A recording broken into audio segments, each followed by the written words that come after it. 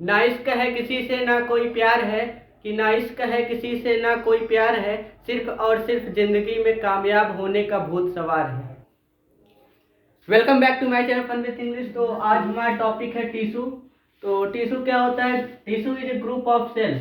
Tissue सभी लोग जानते हो क्या है? ग्रुप ऑफ सेल है। Group of cell. कोशिकाओं के समूह को क्या कहते हैं? ऊतक कहते हैं। टिश्यू की हिंदी क्या होती है? ऊतक। और इसकी डिफिनेशन क्या होगी? Tissue is a group of cell. Tissue के स्टडी को क्या बोलते हैं हम लोग? हिस्टोलॉजी। तो study of tissue is called histology. Histology. तो फिर से एक बार समझ लीजिए, टिश्यू क्या है? ग्रुप ऑफ सेल है। Tissue is a group of cell. Hindi में अगर बोले तो कोशिकाओं के समूह को ऊतक कहते हैं। और study of tissue is called histology. Tissue के अध्ययन को क्या बोलते हैं हम लोग? हिस्टोलॉजी बोलते हैं। तो टिश्यू कितने प्रकार के? 4 प्रकार के। कौन कौन सा? इपिथेलियम, सेकेंड कनेक्टिव टिश्यू, और थर्ड मस्कुलर टिश्यू, और fourth nervous tissue. Muscular tissue and nervous tissue. तो ह्यूमन में 4 प्रकार के टिश्यू पाए जाते हैं: इपिथेलियम, कनेक्टिव, मस्कुलर और नर्वस टिश्यू। आइए देखते हैं इपिथेलियम टिश्यू क्या है। इपिथेलियम टिश्यू आउटर कवरिंग करता है किसकी? बॉडी की। Outer covering of body. Epithelial tissue क्या करता है? बॉडी की आउटर कवरिंग करता है, और जो इंटरनल ऑर्गन होते हैं उसके लाइनिंग में भी हेल्प करता है। और क्या करता है? And lining the internal organ. Internal organ. तो इपिथेलियम टिश्यू बॉडी की आउटर कवरिंग करता है, और जो इंटरनल ऑर्गन जैसे लीवर है तो उसके ऊपर जो लाइनिंग होगी तो उसकी लाइनिंग भी करता है इपिथेलियल टिश्यू। आइए देखते हैं इपिथेलियम टिश्यू का फंक्शन। तो फंक्शन में ये प्रोटेक्शन का कार्य करता है। प्रोटेक्शन का कार्य कैसे? जैसे हमारी ये स्किन है, तो स्किन पे इपिथेलियल टिश्यू की लेयर होती है, तो ये प्रोटेक्ट करता है। जो हमारी बैक्टीरिया हो गई या वायरस हो गए या यूवी रेज हो गई, ये सब जब स्किन पे पड़ते हैं तो स्किन को इफेक्ट करती हैं, इसलिए इपिथेलियम टिश्यू जो होता है वो प्रोटेक्शन का कार्य करता है। अगला दिया हुआ है एब्जॉर्प्शन।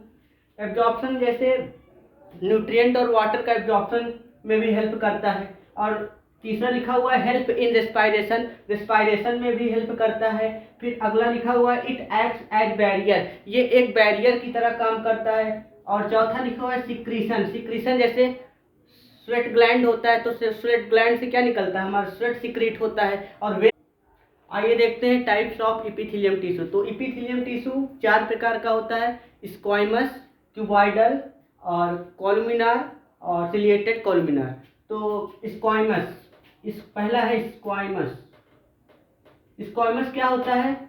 इसमें स्क्वाइमस इपिथेलियम टिश्यू का शेप जो होता है वो स्क्वायर शेप का होता है। कौन सा शेप का? स्क्वायर शेप का।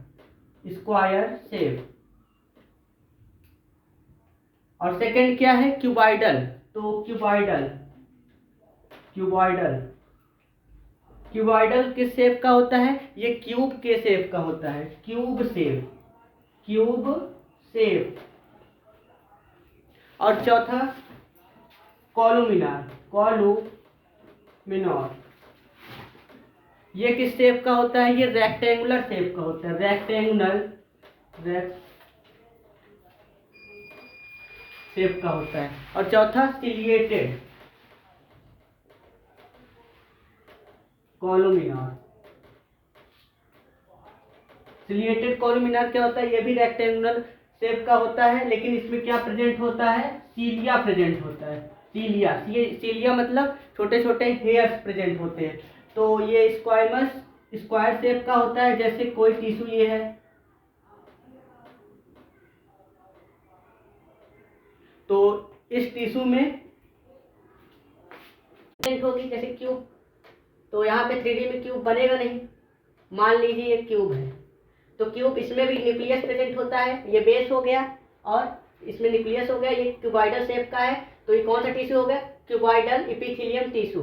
कोलुमिनार क्या होता है, ये रेक्टेंगुलर शेप का होता है, जैसे ऐसे ऐसे। और इसमें भी क्या प्रेजेंट होता है, न्यूक्लियस प्रेजेंट होता है, ठीक। और नीचे क्या होगा, बेस होगा। और सिलिएटेड क्या होगा, सेम इसी प्रकार सिलिएटेड भी होता है, लेकिन सीलिया प्रेजेंट होता है। ऐसे मान लीजिए ये सिलिएटेड है, ऊपर क्या है प्रेजेंट, छोटे छोटे हेयर्स लाइक स्ट्रक्चर, जिसे बोलते हैं हम लोग सीलिया।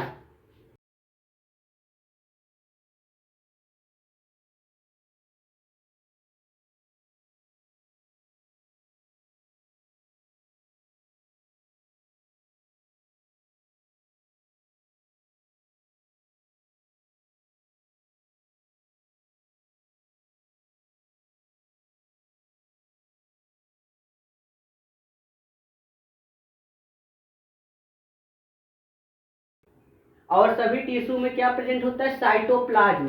साइटोप्लाज्म प्रेजेंट होता है। साइटोप्लाज्म क्या है, जब मैं आप लोगों को सेल का चैप्टर पढ़ाऊंगा तो उसमें बताऊंगा कि साइटोप्लाज्म क्या होता है।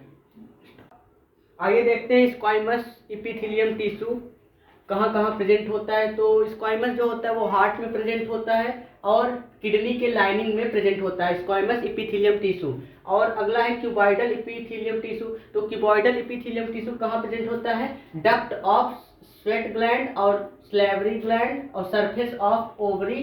तो स्वेट ग्लैंड के डक्ट में प्रेजेंट होता है। स्वेट ग्लैंड क्या है, स्वेट ग्लैंड स्वेट को सिक्रीट करता है, पसीना।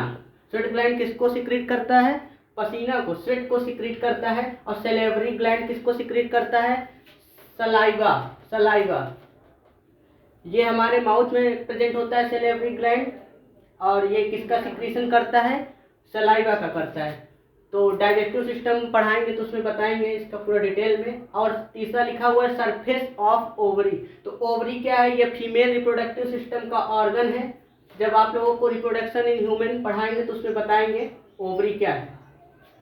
आइए देखते हैं कोलुमिनार एपिथेलियम टिश्यू कहाँ कहाँ प्रेजेंट होता है। तो कोलुमिनार एपिथेलियम टिश्यू स्टोमच की लाइनिंग करता है और इंटेस्टाइन की लाइनिंग करता है। तो lining of stomach and intestine. और यूटेरस की भी लाइनिंग करता है। यूटेरस क्या होता है, इसको हिंदी में गर्भाशय बोलते हैं, गर्भाशय।